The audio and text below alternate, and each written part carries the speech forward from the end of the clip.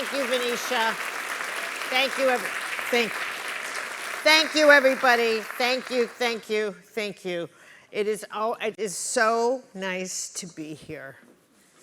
There's a lot happening in the world. Have we noticed? What a time to be alive. I'm going to start just blessing you all. Blessing you all. Thank you. You know, I'm at that age now where I talk a great deal about the mystical part of my life and the extraordinary things that have happened to me. I'm just spilling my mystical guts all over the place.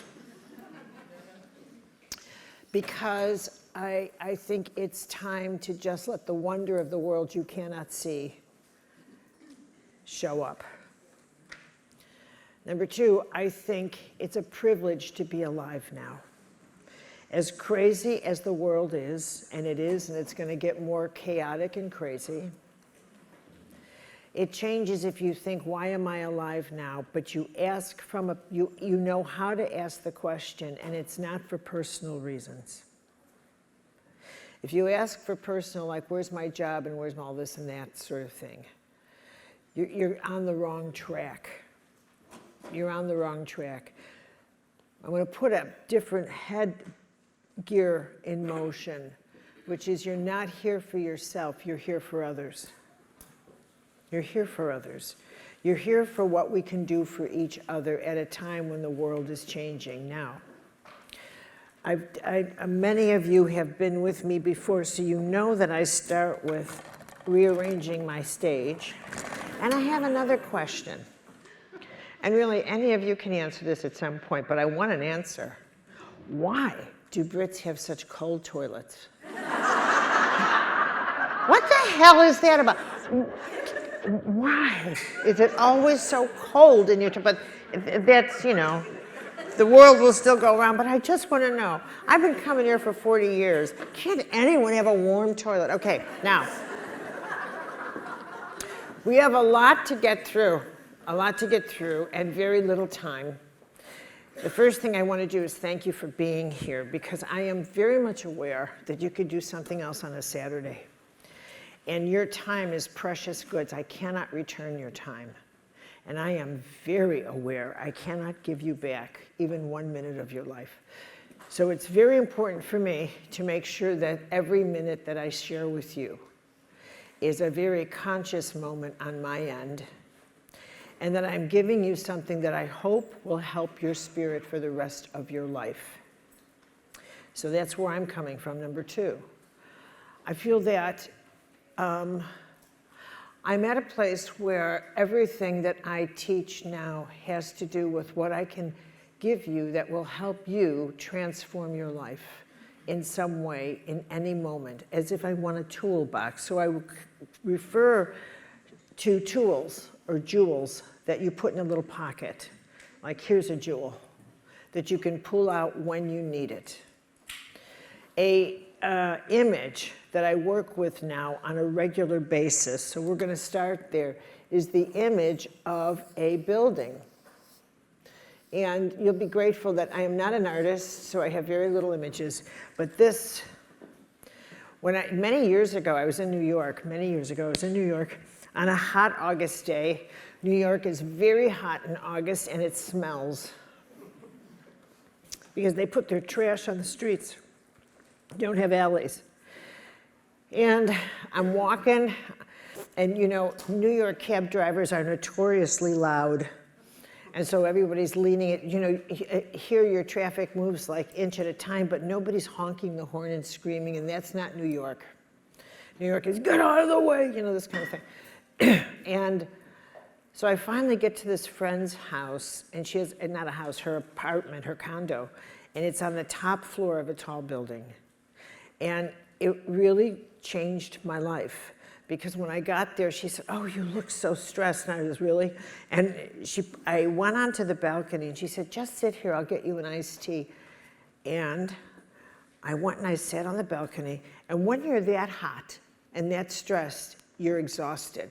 You get a kind of a heat at that, an August heat exhaustion. So I'm drinking the iced tea, but as I am, I don't want to go anywhere. The sun starts setting, And I realized as I'm watching the sunset, the lights are going on in the town and how beautiful Manhattan is at night. And then I realized I couldn't hear the noise as well. I couldn't see all the traffic. I couldn't smell it. My senses, the higher up I went, the less effective my senses were. The more effective my imagination was. The beauty of the city.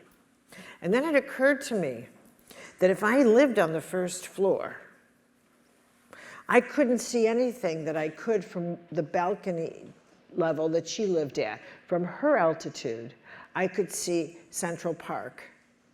I could see the river. I could see I could see a view that if I lived on the first floor and I went up to someone and said, "Do you know you live near Central Park?" They could say to me, "No, I don't." And they would be right. Because from their point of view, they couldn't see the park. And they couldn't see the river. Same address. And I realized, you know what? That's exactly what life is. We are a building when we're born. And we have certain things. When I was born in Chicago, that's my building. I was born in 1952. And I was born to Polish-Austrian parents in Chicago, who were born from Polish-Austrian parents in Chicago. So I grew up in a family with certain types of values, Catholic, ... That's my building. I can't change that. You can't change the building you were given when you were born. All of our movement from that point on is vertical. What floor do we want to see our lives from? So you can't move our buildings. I can't unmove where I was born. I can, if I wanted to move to England, I can, but I can't really move my structure because I'm still an American seeing things on a different floor. Are you with me here?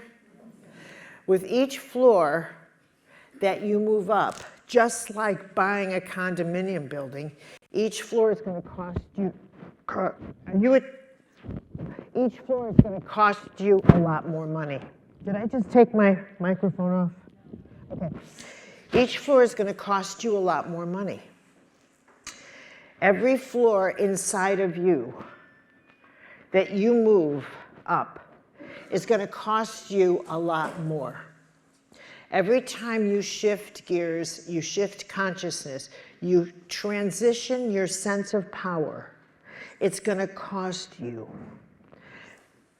When you open your sense, when you get up to a higher level of consciousness, when you have a realization, like for example, something very simple. Let's say you go through a health crisis and you decide you think it's not a bold move, but actually for many people it is. You go to a nutritionist. And the nutritionist says, you know what? You have an allergy to dairy, and maybe you should go gluten-free. You think that's okay. But now you go home and you announce to your family down here where you live, I have to change everything. No sugar, gluten-free, no dairy. Now you think that's not a big deal, but for them, who do you think you are? Since one is it's just bread, but in fact, you're moving to a different floor. Because actually, it doesn't matter what it is you are saying you cannot eat. What you're actually saying is, I'm taking a whole new approach and responsibility and power over what it is that I am eating. So you're actually changing your relationship to power. No matter what it is, it's not about food, it's about power. You're saying, I'm becoming more conscious that what I eat affects what happens in my body. And I can assure you that when you announce that to the people you're living with, 9 out of 10 times, they're not going to say, well, that's brilliant. That's just brilliant. Give me some Snickers, Because what is true about us is that we don't like change. We don't like it, and we don't like it when other people initiate change in their life that we think makes us think about, do we have to change our life? So rather than say to people, that's brilliant, you are becoming more empowered, wow, we say, oh no, you don't. Yes or no? Right? Okay, so I'm going to hit a pause button here, and every single floor you go up in your life, every single floor we go up, we change the vista as to how we understand first our life and then life itself. First our life. And then at some point in the lower level you ask questions like, I wonder what the purpose of my life is. Eventually, you'll get to a place where you say, I wonder what the purpose of life is. And it's not about you anymore. It's not about you. You start asking larger questions that are far more significant. What's the purpose of my life? And what's the purpose of life? And how do I fit into the nature of life? It's not about anymore your God and your religion, but what's the nature of the divine, period, not religion. You start breaking out of your sense of my. Well, the answers that you look for have to fit your world to keep it together. And instead you decide to step out of your world and just say, okay, all right. What's the nature of truth? What's really going on here? So that's a high perspective. And to get up here, you have to shed a lot of skin. You have to shed a lot of skin. Because every time you make a transition, you can't go back. You cannot go back. You absolutely cannot go back. So you realize every time you make a realization about, wow, maybe maybe all life really does breathe together. Maybe animals are conscious. You can't unconscious yourself. Okay, you can't do it. You could, it's as you know, it was so brilliant. There was a man in a workshop in Dublin. He changed my life because as I was teaching about why forgiveness is so powerful, he stood up and he said, stop it, that's enough. That's enough. I can't hear anymore. He was somebody who was pushing to a next level. He says, I can't. He said, I still need to be angry to live with the people I live with to survive. Yeah. He said, I can't afford to really understand the truth you're teaching because I can't, if I'm forgiving, they'll think I'm just saying nothing matters. It's okay, you could be the way, it's okay. Nothing's okay, it's just that I understand I'm beginning to understand the mystical nature of forgiveness. They don't get that that's why I'm forgiving. They just think I'm a sap. And he said, and I can't take that kind of pain. I can't take the pain of their ignorance. And he walked out of my workshop. And he walked out, and that's exactly the pain of consciousness, where somebody, this is the pain. I remember being a baby Catholic and reading all the lives of saints and all that stuff, and they would always say, this is so painful. And when you're baby Catholic in my era, they would read you a life of a saint kind of thing, and how they were fried alive and burned and this, and they think, ooh, it does not pay to be a saint. But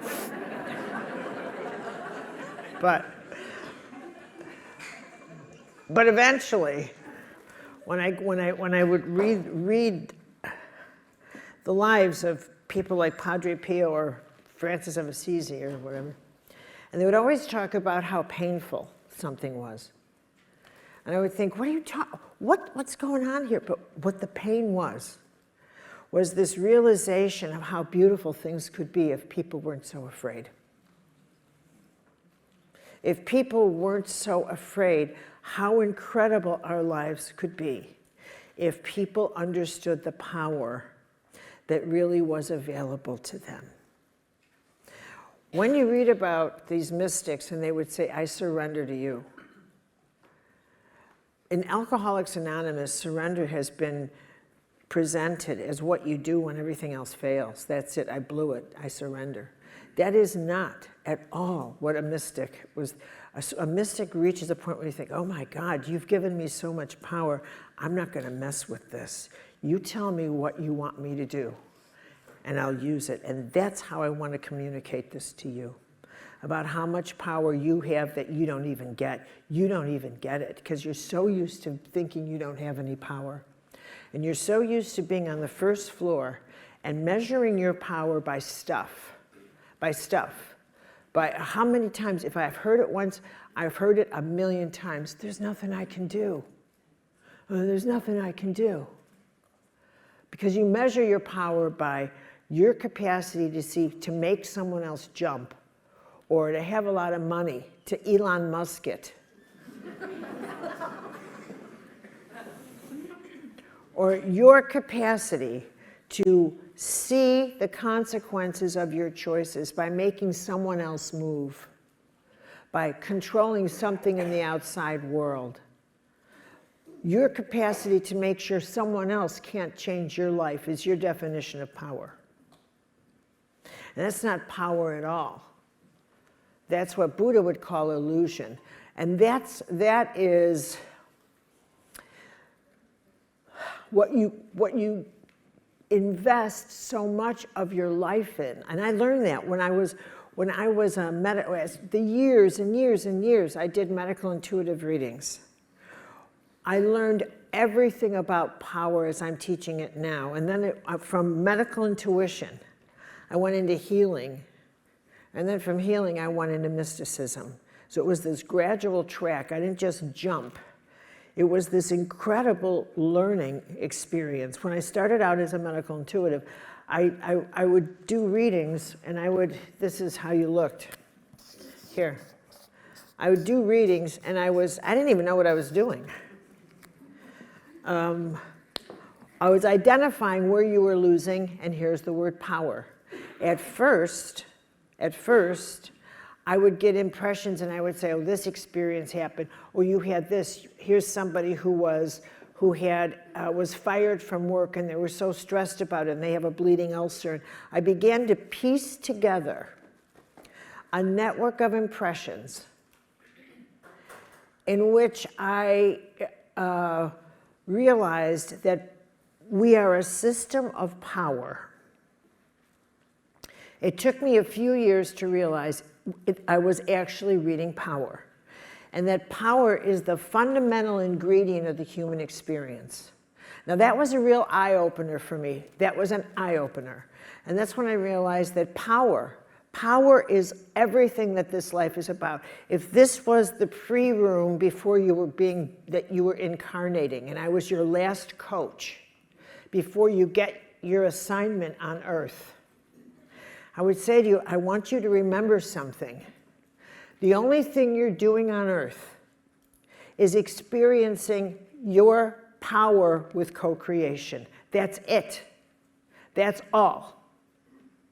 You are experiencing how extraordinarily powerful your soul is, so that every choice you make, everything, every choice, what word you're going to use, how you think, how you respond to something, how you talk to yourself, everything is recorded. You have an angel with you who's going to record your life like this. It's going to witness everything. I'm not kidding you. So not kidding you. Not going to interfere with your life, so you're free to have any kind of nonsense thoughts you want. But believe you me, we're going to go through it when you get back here. Not as a judgment, but as a way of saying, how'd you do? And could you do better? So your role here is not to get a shopping cart and say, how much of this earth can I get? But it's how much of this earth can I serve? How much of this earth can I transform? Who can I help? So as your angel coach, I want to tell you, you are full of gifts, but you have to realize that's what they are. You are full of grace. You have the grace of compassion, of kindness, generosity, endurance. You have the capacity to heal others. You have the capacity to listen. You have so many graces. But the one you're really going to have to work at is the grace of generosity. And it's not the grace of giving someone a blanket because they're cold. It's the grace of helping to empower another person. That's where grace comes in. You don't need grace for a blanket. You need grace to sit down and activate your intuitive system and say, what am I doing with you? So I'm going to hit this pause button here. Because what we have to chat about for a minute or 2 or 5 is what's going on in our world right now. What is going on now? At the earth level, we have a bunch of idiots. I won't mention any names. But I mean, no,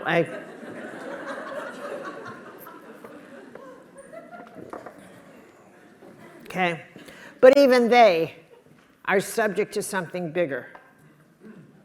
This is a moment, an era, a time like no other in the history of humanity. Now, we have for decades talked about a time of great transformation coming. We have now arrived. It is in process. Do we need transforming? What do you think? That would be a yes. Okay, but here is what we have to understand and really grapple with. And this requires that I take you and say, off the first floor. If you look at your life through the first floor, you're going to look out the window, and all you're going to see are things you recognize. And when you look at problems through everything you recognize, you do that because you want a simple solution and a simple way of understanding. Like coming to me for a medical intuitive reading. In the early days, you wanted a simple solution. You still do. People still do. And this is why I won't do readings. You want a simple answer. You do simple mathematics. On the first floor of your life, you think there's one reason why everything happens as it does. And if you can find that one reason for the problem, there's one solution. And then everything will go backwards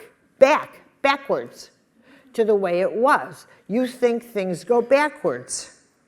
Nothing goes backwards, and that kind of mathematics does not exist. Get it out of your head.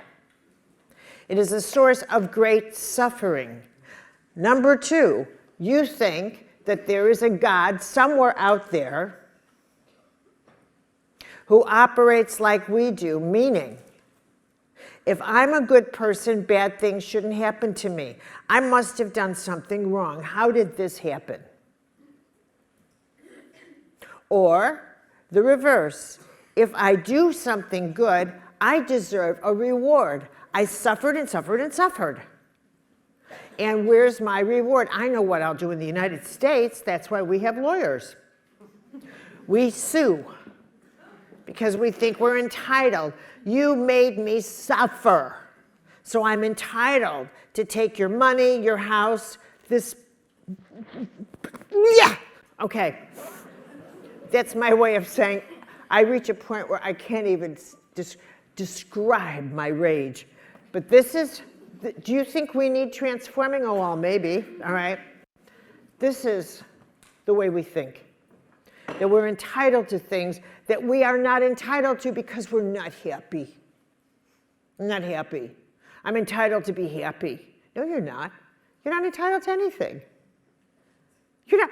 Where did you get that idea? It's a shockaroo, but you're not.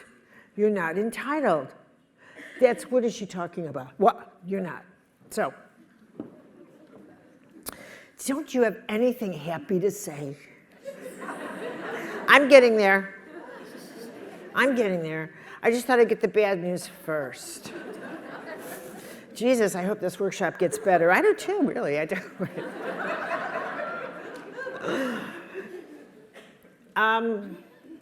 Here's the thing that I look at, that's absolutely, when I did readings, what I learned was everything is about power and our relationship to power. And we are not playing by rules that are working. We don't get it, okay? I don't do readings anymore because the mathematics in your head don't match how complex you are. There isn't one reason why things happen as they do.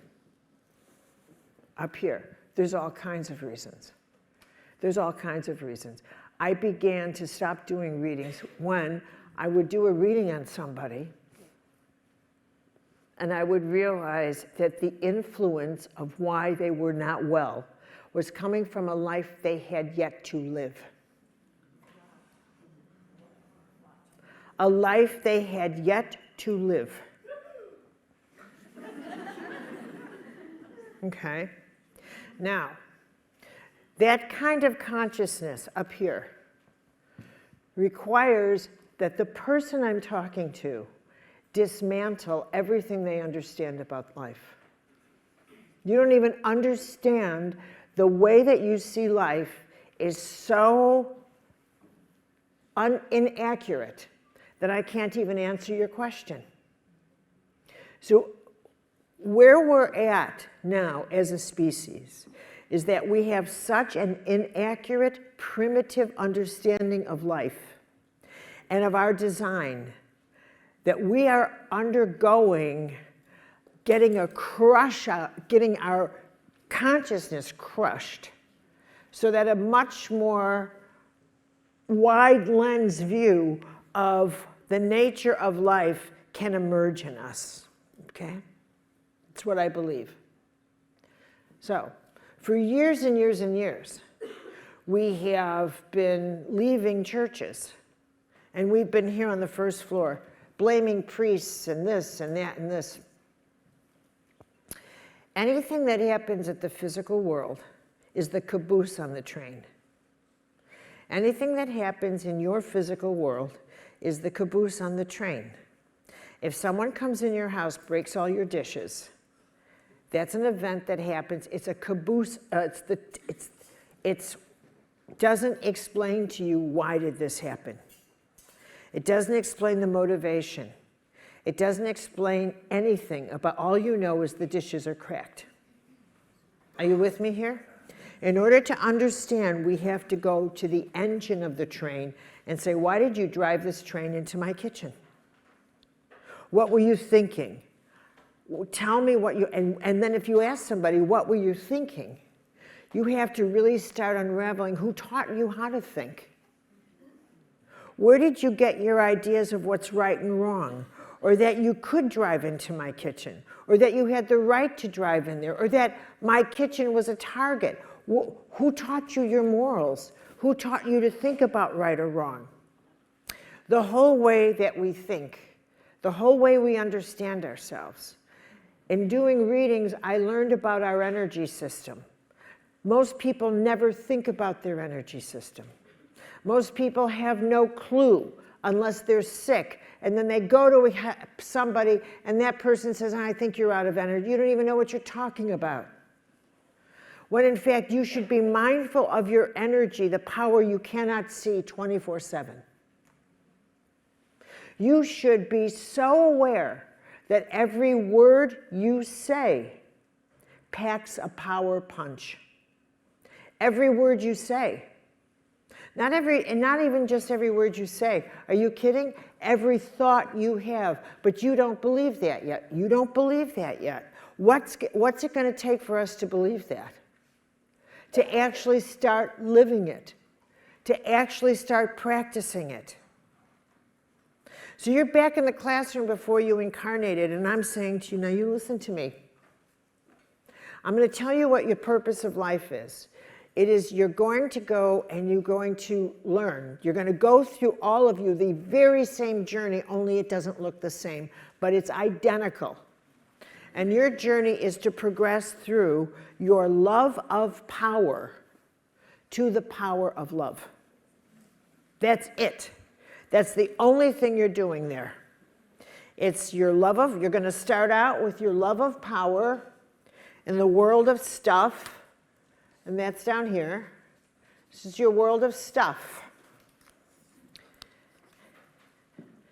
And from there, I will tell you, you will all have versions of the exact same experiences. You will all be betrayed, and you will all betray. You will all break your word. You'll all tell lies, and you'll all be lied to. Because you don't know how powerful truth is, so you're going to be very casual with it. You don't get what truth is, so it's not going to matter to you until you actually get what truth is. You're going to cheat, you're going to scheme, you're going to do all of this because you're scared. You're going to learn survival.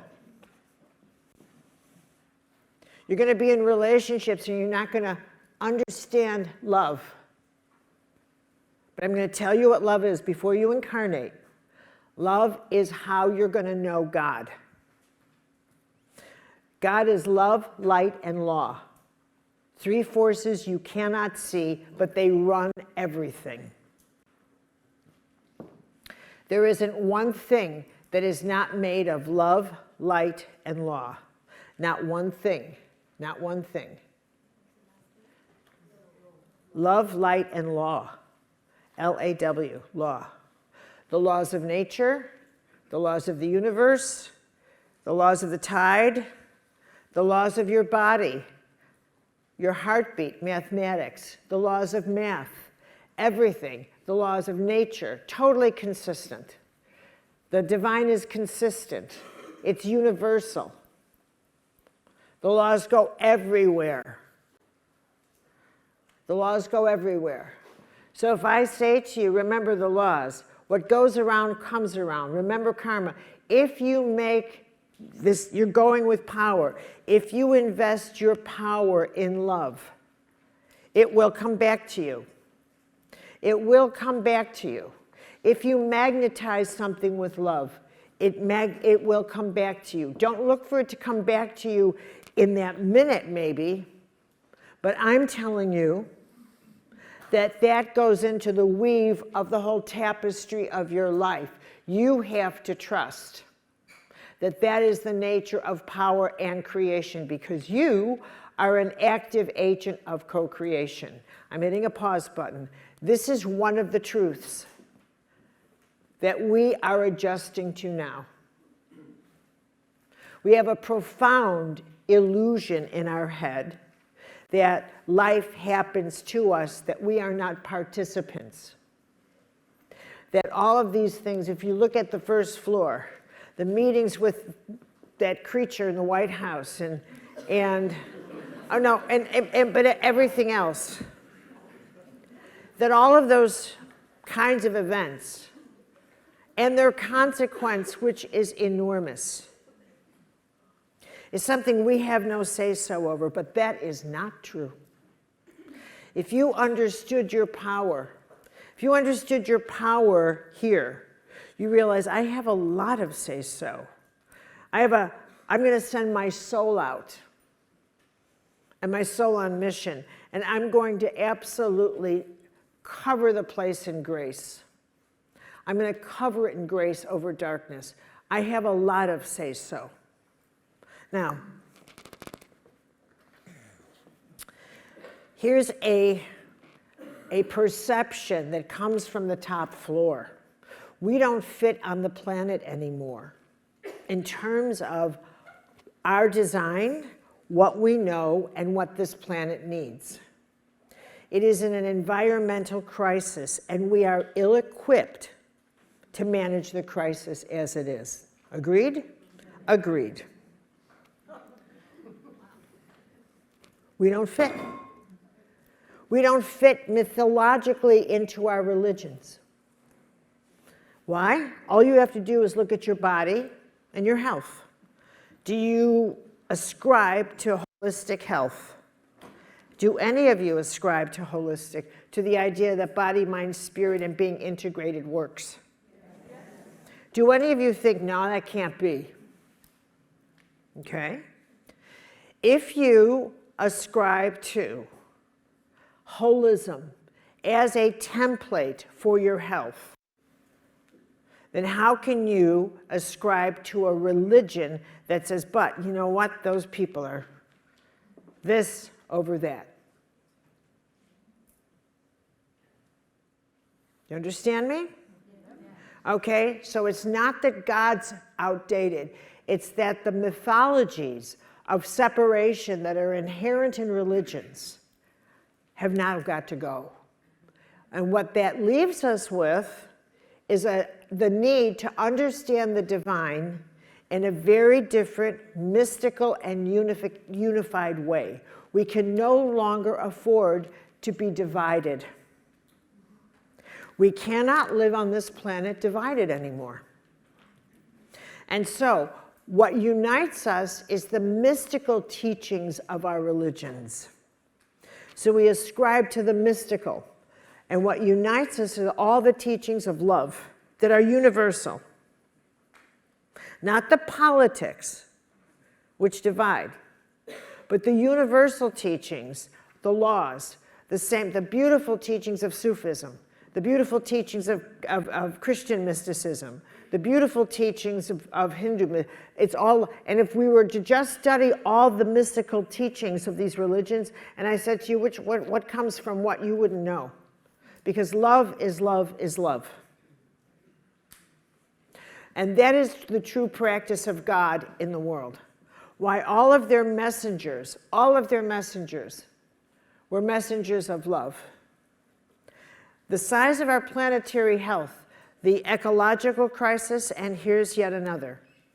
We grew up believing something that is simply not true, and that's that we were the only planet with life. It is not true. It's time for us to join a galactic universe, a galactic federation. It's time for us to come of age within the galaxy. And so that changes. Now, if that happens, and you got to come up here, and you have to realize, you know, that's going to change the way we understand religion. Because all of our religions are earth-centric. They all have gods that look like us. They all have gods that walk and talk and think like us, and have mythologies like us. And those teachings are not big and broad enough to work, to actually manage the size of us anymore. We have to understand the nature of God a little bit differently. A God that spreads out to the galaxy. The nature of God is law. Cause and effect, action and reaction. The laws that manage the universe are everywhere. We have to have an organic understanding of the divine. If we have to have an understanding of the divine that says, and that this universe is incredibly impersonal and yet deeply intimate. Deeply intimate. It's incredibly impersonal, meaning gravity. If you jump, you fall. If I jump, I fall. There's no such thing as a personal law of gravity. Agreed? And yet it's totally intimate. How it works that every prayer is answered is beyond my comprehension. And that everything you do is known and everything you do matters. I don't get it, but that's the way it is. I don't get it, I do not get it, and that's the way it is. When I was doing a workshop in somewhere north of London, and it was just a wackadoodle workshop if I've ever been to one. I mean, it's time for a story.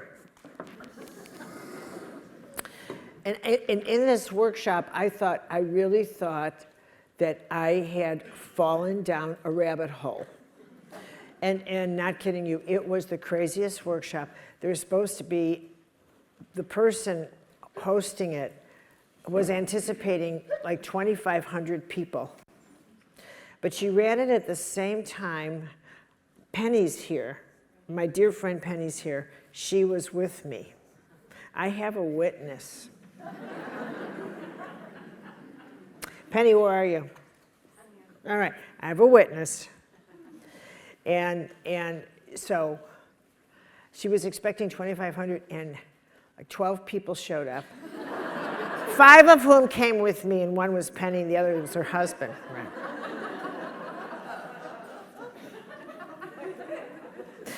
I'm on the stage with this woman, and she looks at me, the host, and says, I can't deal with this, you take over. And I was, all right. And anyway, it was such a wackadoodle. It was so crazy. Anyway, 60 people ultimately were there on the last day. They just kind of put everybody together. And we're all sitting around, and I can't even go into it. I can't, because it was so crazy. But the man sitting next to me leans over to his wife and says, I'm not crazy enough to be here.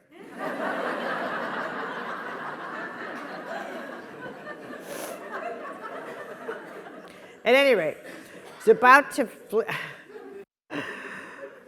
I was so exhausted from my 2.5 days. And I get in the car, and this woman comes up to me and says, I'm your driver. And so she's got to take me back to London, and all the way, I get in the car, all I want to do is be quiet. I've been talking for hours and days and around wackadoodles, and I just want to go. And she says, can I tell you my story? And I was, no. But I couldn't do that, and I said, okay, and here it comes. You never know when a gift is going to be given to you. You just got to always set up. One of the teachings I had in graduate school is that you get 7 days of grace a year. 7 special days. You never know when they're going to happen, but sometimes when you are so exhausted and so shaken, bingo, a day of grace, and it comes like this. So this woman tells me her story, and she said she'd been in a car accident, and she saw her smashed body, and she had a near-death experience. And she said it was so remarkable for so many reasons, but one was that suddenly she was out of her body. She didn't feel any pain at all. But she heard the responses of everybody in the cars behind. And the responses were like, oh, Jesus, this is just what I need. Now I'm going to be late. Damn it. Da-da-da-da-da. She said, yeah, but so just mind yourselves when you're behind an accident. But the 5th, she said she sees a light come out of a car and then go right into her. And she thought, what is that? And next thing you know, she's sitting right next to this woman who had gone into prayer for her. She didn't even know, she said, I don't know. And she then said, who is this person? And bingo, the license plate.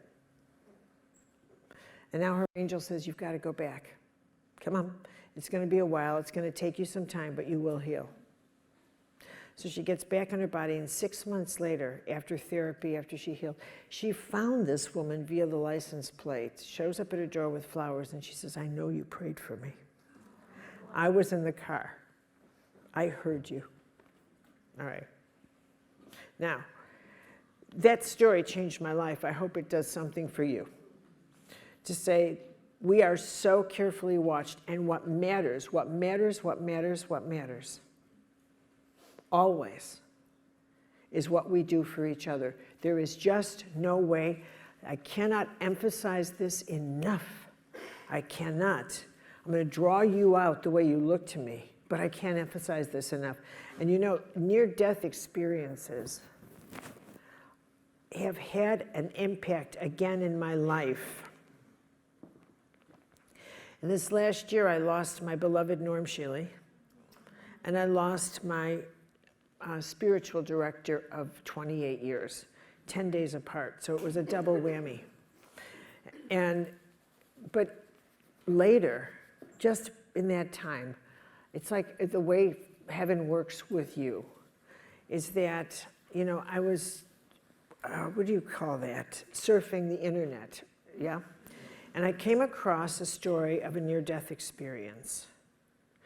And you know, I was so familiar with them once upon a time because I was actually engaged to a man who did a lot of the research on near-death experiences. So I was always around people who died.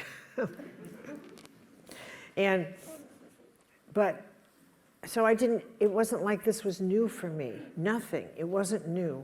And there's a reason I'm going to tell you this, because I went back into this. I listened to her story. It was so remarkable. It was remarkable because after all of these years, everything she was saying, I had duplicated. It confirmed things that I had decided were true because of doing readings with you, because of my mystical experiences. I haven't had a near-death experience, but I've come to the very same conclusions about our power and about heaven watching us, about what's happening in our lives, about why. And it wasn't through a near-death experience, but her authenticity was so incredible for me that I looked her up. I found her, and then I ended up doing a workshop with her. And it's available on my website, right? And one of the things I noticed and I mentioned to her was, years ago when I was first introduced to near-death experiences with Ken Ring, years ago, these near-deathers, people would describe, well, they had a tunnel and they met their loved ones and they were filled with love and all of this. I said, but Nancy, it seems like today people are getting drafted into near-death experiences, like heaven's choosing people who are specifically agnostic or atheists. Because then I started, because I was going to teach a class, I then started to listen to near-death experiences like research. And so I listened to over 200 of them. Because everybody tells their story these days on YouTube, but you develop a good bullshit meter, and you know when some people are okay, and you could tell when someone's authentic, right? But now all these people, I didn't believe, because really atheism and agnosticism and not believing, and I'm going someplace with this, people, is like it's very common now. And it wasn't that common 20, 25, 30, 40 years ago. Nobody would consider not believing, really. They'd be more casual. Today, it's like, you don't need to believe. It's unbelievable. And all of these people have near-death experiences, and they come back, and they're told, you go back there and you tell people that there is something, and that their lives matter, and that you matter, and how you love people matters. And all of these people had life reviews. Now in a life review, and they describe it the same way. I loved this one description, this 18-year-old kid. He was as ebullient and enthusiastic as only an 18-year-old. And then, right? He was talking about, I didn't believe in anything. I'm telling you, I didn't believe in anything. And then it was everything, you know. And he says, now I'm going to be really nice to people because it matters. It was so... But you just really got to love someone like that. They all describe seeing their lives in this pixel. And every one of them, to a T, without exception, was hit with a shockwave when in their life review, none of them was shown their great accomplishments. Like this one woman said, my angel didn't show me my doctorate. Didn't show me this, didn't show me that. Showed me this day when I was kind to someone. I didn't even remember that person. But in your life review, not only do you see these people, you feel what kindness felt going into them and how important that was. And how important that was. You feel it. What was it, Beth? Was it this morning? Was it this morning that man, the waiter? Yeah. Told the story about how he bought someone a tank of gas or something? Oh, right. That was the chef in Castle Coombe. The chef in Castle Coombe, where I was just teaching a workshop. Bought someone a tank of gas. Unthinking. You don't know why you're motivated to do what you do. You don't know why. But the response, that person said, I was going to kill myself. But your act of kindness changed my life. You have no idea how heaven uses you. What I'm trying to say to you is after doing 10,000 readings, you are my theology. You're the reasons I believe that heaven is standing right next to us at all times. You're the reason. Because I've had 10,000 readings and total proof. And I am telling you that even in your darkest despair, what you need to do is just like, what the hell's wrong with me? This is how you pray. Get over here now. No kidding. I need help. I need it now. And your job is to not doubt. And take your hands off the steering wheel. You don't pray like, what? But why? But when you're helping me, make sure. Here's my list. He doesn't get upset. No. If you want help, get out of God's way. Get out of the way. Get out of the way. Now I'm going to show you what you look like to me. Now when you're in your first floor, second floor, third, and you look at your life, you make your choices. Now remember, you're this active power system, okay? So here you are. You're in a bubble, and you have all this energy coming in through the top of your head. And what you don't see, all the power you don't see, is that you are distributing your precious life force with every choice you make and every thought you have. It's the most precious stuff you've got. And to give you an example, have you ever betrayed yourself? All right? Where do you feel it when you, right here? You feel it right here. Because you have just taken a knife and gone, and you are literally hemorrhaging your life force. You are actually hemorrhaging. If you could see it, that's exactly what you're doing. And so now that your very precious life force is draining out and it attaches to the event, person, place, thing that you've just betrayed that caused the betrayal. And this is what you do as a result. As a result of an act of betrayal, you have to seal it up and patch up your hemorrhaging the best you can. This is what a human being does. Because you're filled with shame and rage at yourself, the next thing you will do is figure out how to live with it so you'll have to blame someone. Who can you blame? Well, it could be a spouse, it could be a childhood, that's always useful. But you will find someone to blame that's not you because you can't live with the wretched thing you've just done. So in order to do that, you have to stay angry. So you can't possibly be forgiving. Because there goes your whole practice of betrayal. Am I right or am I right?